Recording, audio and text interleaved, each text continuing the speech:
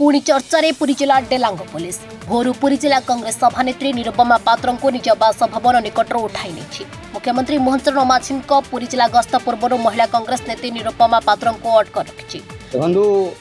महिला को घर उठेवा कथा पूर्व निश्चित भाव में स्पष्ट होची जे आजिका तारीख रे सरकार जनसाधारण पाखे भयभीत अच्छा कहीं से सरकार को इशारा रे पुलिस डेलांग पुलिस आज गुंडाराज करिची जो कथा न करने चाकरी समय से शपथ पाठ नहीं आज से काम करिची। जड़े महिला को राति 4टार ता स्वामी पाखे शोइथिबा समय निजे आईआईसी गोड़ हाथ धरी ताको टाणी टाणी नबाटा गोटे निंदनीय घटना समग्र ओडिशा रे एभली घटना आगुरु केबे घटी नाही। से जड़े नेत्री कांग्रेस नेत्री तेणु ए प्रकार जो करिसंती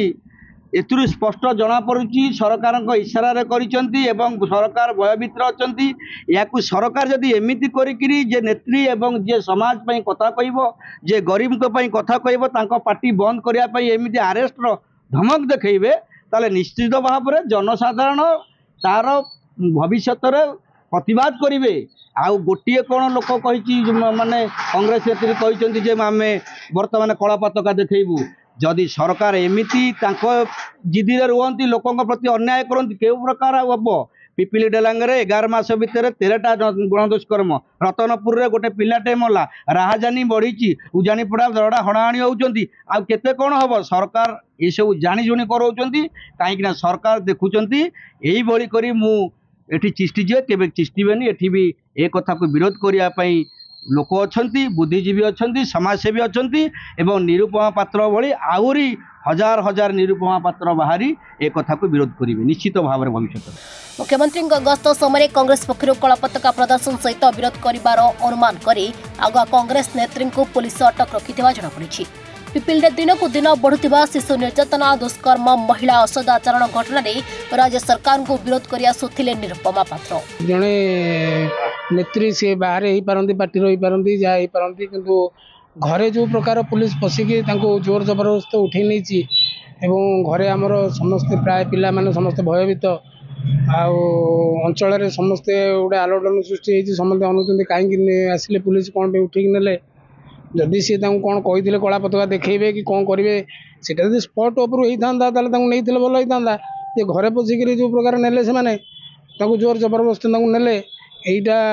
तो आम परिवार समस्त भयभीत। हाँ पुलिस प्राय राति 4टा खंडे हम पुलिस प्राय घर दांड बारी 4 फुट कवर करते नेले दीदी भी जुक्ति कले सहित बहुत जुक्ति करने सत्वे से जोर जबरदस्ती नहीं। निरुपमा पात्र विगत दिन में सरकार को विभिन्न कथा विरोध कर हाँ से तो अरेस्ट कराई विगत दिन में जो पिपिल रे जो विभिन्न प्रकार दुष्कर्म मान घटुची जो आईन श्रृंखला विपर्जित अच्छे निरुपमा ताकू बारंबार प्रतिवाद करिपिल रे एवं जेहेतु मुख्यमंत्री आसबार थिला एवं से मैंने कही जो एबे अपन देखुं जो आमर एडिशनल तहसीलदार जो प्रकार कले यही कथा को लेकर सी मुख्यमंत्री की विरोध करने चाहूँगे एवं गणतंत्र उपाय एवं सी ताकू करईदेलेनी एवं घर जोर जबरदस्ती उठे ने निश्चित भाव में भयभीत सरकार भयभीत नुहति आमर जो डेलांग पिपिल पुलिस सरकार दासानुदास भाव में कार्य करुँच माने कौन प्रकार परिस्थिति से बुझापी शुणापी नाराज से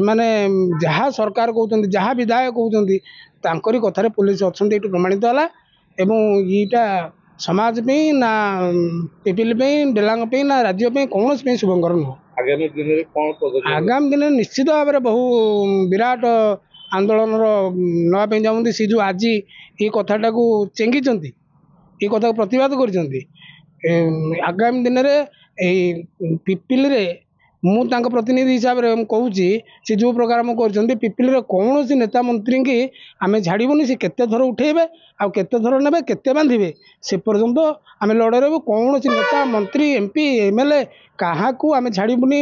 ଯେପର୍ଯ୍ୟନ୍ତ ପିପିଲିରେ ଶାନ୍ତି ଶୃଙ୍ଖଳା ନ ହେଇଛି ସେ ପର୍ଯ୍ୟନ୍ତ ପ୍ରତିବାଦ ଜାରି ରହିବ ଏବଂ ତାଙ୍କୁ କଳା ପତାକା ସଦାବେଳେ ଦେଖିବା ହେବ। ସେ କେତେ ଆରେଷ୍ଟ କରୁଛନ୍ତି କରନ୍ତୁ। ତେବେ ମୁଖ୍ୟମନ୍ତ୍ରୀ ମୋହନ ଚରଣ ମାଝୀଙ୍କ ପୁରୀ ଜିଲ୍ଲା ଗସ୍ତ କାର୍ଯ୍ୟକ୍ରମ ରହିଥିଲା ବେଳେ କଂଗ୍ରେସ ପକ୍ଷରୁ ବିରୋଧ ପ୍ରଦର୍ଶନ କରିବ ବୋଲି ମହିଳା କଂଗ୍ରେସ ନେତ୍ରୀଙ୍କୁ ଡେଲାଙ୍ଗ ପୋଲିସ ଅଟକ ରଖିଛି। ସେପଟେ ମହିଳା ନେତ୍ରୀଙ୍କୁ ନିଜ ଘରୁ ଉଠାଇ ନେବା ଘଟଣାରେ ବିଭିନ୍ନ ମହଲରୁ ନିନ୍ଦା କରାଯାଇଥିଲା ବେଳେ ସରକାର ଏତେ ଭୟଭୀତ କାହିଁକି ବୋଲି ବୁଦ୍ଧିଜୀବୀ ପ୍ରଶ୍ନ କରିଛନ୍ତି।